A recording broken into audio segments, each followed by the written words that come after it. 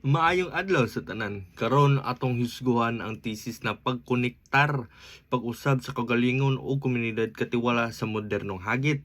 Kini ang thesis na motubag sa pangutana na giunsa nato mabalik ang tinuod na relasyon tali sa tao o sa komunidad o sa panahon na dominated sa social media, individualismo o konsumismo.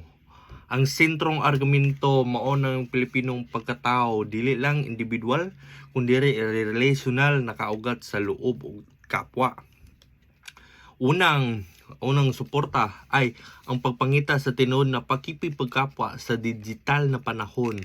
Napakita kini og online connection dili pareha sa tinuod na relasyon. Karon daghan lang kaayo makipag-uban ang base sa react, share or saturated images imbis na sinirong pag-atiman og mutual commitment.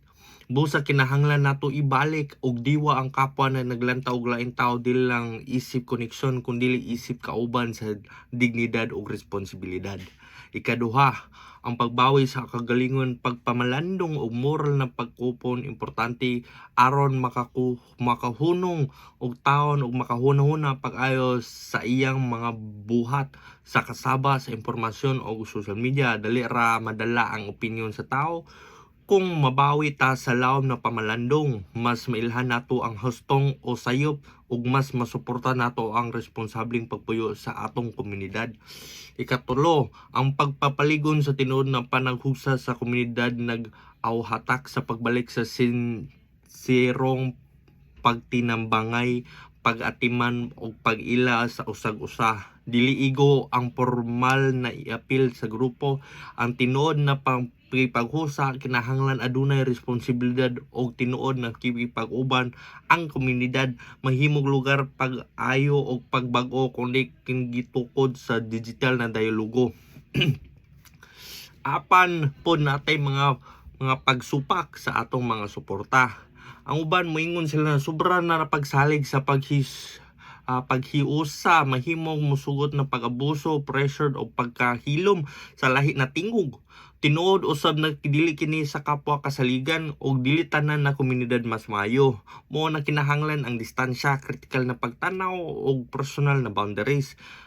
Unya dire ta moabot ang pagtubag sa atong mga pagsupak. Ang tinuod na pagkikipagkapwa dili blind trust. Ang tinuod na komunidad dili lang sa pagpugos kundi sa dialogo, respeto o mutual correction. Ang pagkipag-usa na walay kalayaan dili tinuod na kipanaghuusa. Hinuon ang tinuod na relasyon kaadtong nag-ilad sa dignidad sa uban samtang ginapalimdan usab ang kaugalingon. Diri nato mabutang ang atong sitwasyon na sa pananapos. Ang thesis na nagpakita na pagkonektar pag-usab sa kaugalingan o komunidad dili lang emosyonal na tiguhan kundi moral o kultural na pagngingahanglan pinaagi sa pagkapwa, pamalandong o tinuod na paghusa mahimo